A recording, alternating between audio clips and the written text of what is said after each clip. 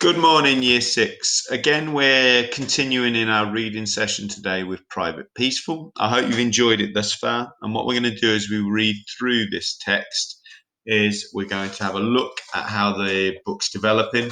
You're going to be asked to complete the chapter yourselves and then do some summarising work relating to it at the end. We're going to go through a few pages together and then we'll see where we're up to.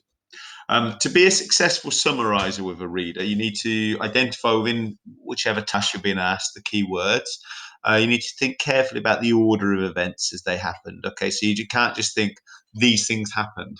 A lot of summarising skills aren't just about what happened, but they're about when they happened as well. Deciding what's key and what's extra information. And that's quite important because sometimes we get very focused on information, but we don't notice what the main bit is. And then you can answer some true or false statements about things. Okay. Right, guys, we're going to start by finishing page 23. If you remember, when we left the story, Jimmy Parsons was sneering. Okay, so I am watching him go when someone taps me hard on my shoulder, hard enough to hurt. It is big Jimmy Parsons. Charlie has often warned me about him, told me to keep out of his way. Who's got a lowly for a brother? Says Jimmy Parsons, sneering at me. I can't believe what he said. Not at first. What did you say? Your brother's a loony. Off his head, off his rocker, nuts, barmy. I go for him then, fists flailing, screaming at him, but I don't manage to land a single punch. He hits me full in the face and sends me sprawling. I find myself suddenly sitting on the ground, wiping my bleeding nose and looking at the blood on the back of my hand. Now, I found this a really, really interesting piece of writing. There's lots of bits about it I like. I think we see almost the red mist we talk about going over Tommy. He can't believe that Jimmy said that about his brother, about Joe. I like particularly this sentence that demonstrates how angry he is. I go for him then, fists flailing, screaming at him, but I don't manage to land a single punch. Now, it might be that Tommy's just rubbish at fighting, but I take it that this word flailing shows me that he's just so angry, so furious about what Jimmy said, that he's just lost control of his capacity to punch and to fight. And when we flail, there's almost this idea of waving or swinging widely, flailing. Now, I think probably, although I put on the screen here 3 syllables, I'm thinking now flailing, probably 3 syllables rather than two. So your definition here is it's this waving, swinging wildly, and it doesn't just work around punching and fists. It can also work around things that are swinging within a breeze. So the sails were flailing in the wind. You can also describe it about when people are trying to be in charge of somewhere. So if I was trying to, say, manage a football team, Northern footballers were like, "What are you talking about, Mr. Spring? You don't know what 4-3-2 is. What are you talking about?" And some of them would notice that that wasn't even enough players. I would be flailing as a football manager. So it's when you don't know what something you're not in control really. So whirling, flapping, we might say.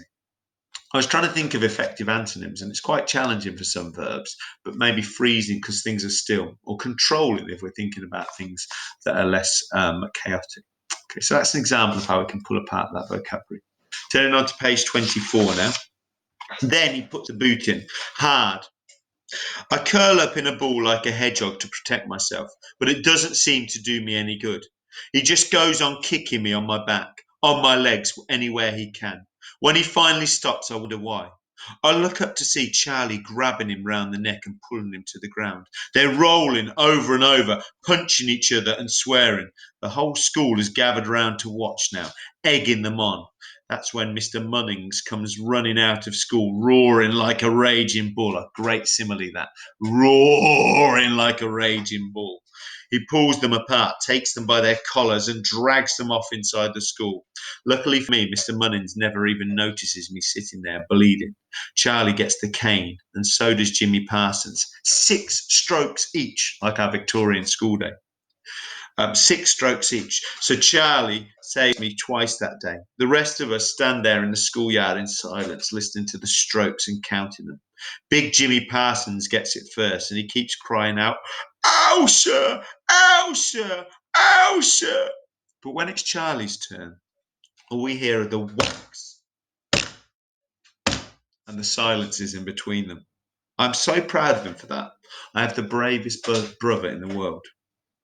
I found that section really, really impressive. As a reader, I thought, well, he could just say Charlie's brave, but he's not. And Michael Morpurgo, the author of this text, shows that Charlie's brave, because Charlie isn't going to give Mr. Mullins the satisfaction of knowing, like Jimmy does, that it hurt. He doesn't want Mr. Mullins to know that he's affected him negatively. So he's like, not crying, not crying, not agreeing, not shouting out. And Tommy is aware of how brave his brother is here. It's not for stopping a fight. It's not for standing up to Jimmy. Tommy's aware of him being brave due to the fact that he can see him being brave in the face of adversity. Molly comes over and, taking me by the hand, leads me towards the pump. She soaks her handkerchief under it and dabs my nose and my hands and my knee. The blood seems to be everywhere. The water is wonderfully cold and soothing, and her hands are soft. If we just look back earlier on in this page, we can see egging them on. The whole school is gathered around to watch now, egging them on. When I look at that, I'm wondering what the context is. So they're about to have a fight, or they're having a fight, and everybody comes around to gather. Now, are they gathering around to stop them, or are they gathering around to encourage them to keep fighting because they want to see this spectacle? They want to watch them. They want to engage with this. I've got to think about that. It's a phrase rather than a word, but how many syllables does it have? It says 2 on the screen, it says 2 on your sheets, but how many has it actually got? How are you going to define egging them on? Could you use egging them on in a sentence? Can you think of synonyms? We've said some about how people might encourage, and then what's the opposite? What are people doing if they're not encouraging people? Moving on to page 25. She doesn't say anything for a while. She's dabbing me very gently, very carefully, so as not to hurt me. Then all of a sudden she says, I like Big Joe. He's kind. I like people who are kind. Molly likes Big Joe. Now I know for sure that I will love her to the day that I die. It's a really powerful sentence again. It might be quite naive. It might be quite a silly thing to say by Tommy just because he's quite young. He's at school, so we know he's young. However, it shows his character. He cares for people who care about people he cares for. He cares for people who like Big Joe. He doesn't like people like Jimmy. He does like Molly. He doesn't just like it. He thinks in his heart he loves her. The fact that the author's put that in this book has also made me think maybe that'll matter. Maybe later on that's going to be a problem, or maybe that's significant that he loves her. I look up to see. After a while, Charlie came out into the schoolyard, hitching up his trousers and grinning in the sunshine. Everyone was crowding around him. Did it hurt, Charlie? Was it on the back of the knees, Charlie, or on your bum? Charlie never said a word to them. He just walked right through everyone and came straight over to me and Molly. He won't do it again, Tomo, he said. I hit him where it hurts. In the ghoulies. He lifted my chin and peered at my nose. Are you all right, Tomo? Hurts a bit, I told him. So does my bum, said Charlie. Molly laughed then, and so did I, and so did Charlie, and so did the whole school. Again, the way that delivery of that message from Charlie that his bum hurt from the caning was delivered shows what Charlie considers important. He wouldn't let Mr. Mullins know it hurt. He didn't let the school know it hurt until him, Molly, and Tommy were having a little joke about it. Then he'd joke with other people about it. It shows that Charlie, again, doesn't really care what anybody apart from Tommy and about Molly, what they think. From that moment on, Molly became one of us. It was as if she had suddenly joined our family and become our big sister, our sister. When Molly came home with us that afternoon, Big Joe gave her some flowers he'd picked, and Mother treated her like the daughter she'd never had. After that, Molly came home with us almost every afternoon. And again, within this page, looking at that word dabbing, thinking about what that word might mean.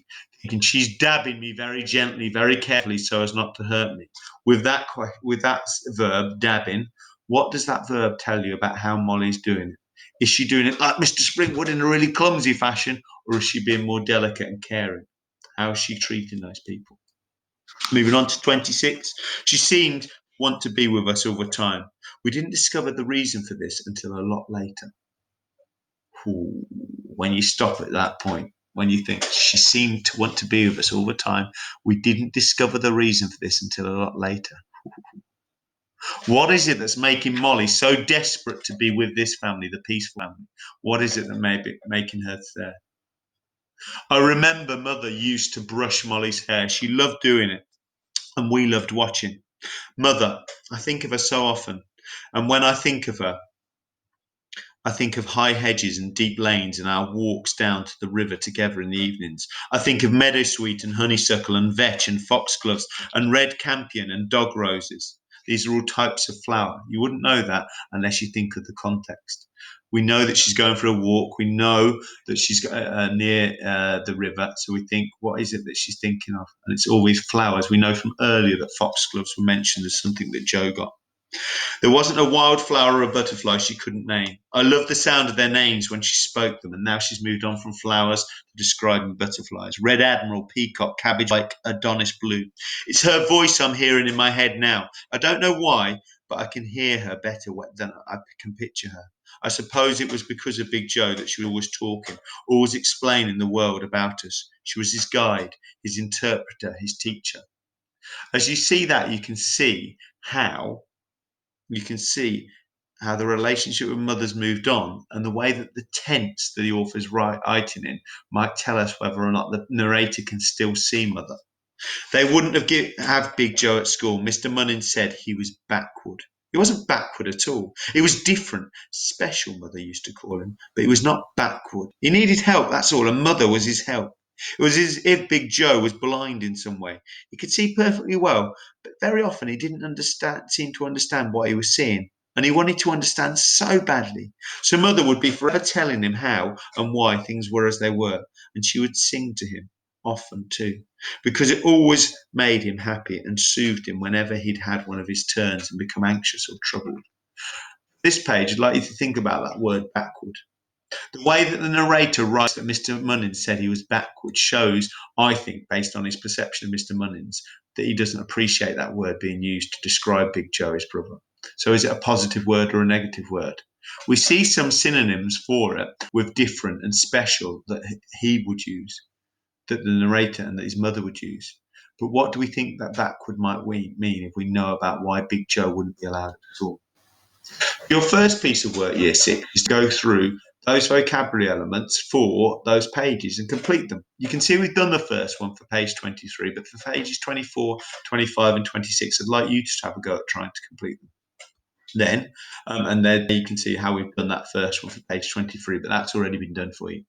Your second task then is to think about these events. Now, these events have happened so far within the text, within Private Peaceful. So which ones happened first, you put the number 1 next to, and you've got this on your second sheet. So pause the video while you think about which one comes first, second, third, fourth, and fifth, and then indicate. So Charlie got punished. Charlie and Jimmy got punished. Jimmy insulted Joe. Charlie stood up to Jimmy. Joe upset the Colonel, and the Colonel threatened Tommy and Charlie. I shouldn't say that there. So which ones happened first, second, third, fourth, and fifth?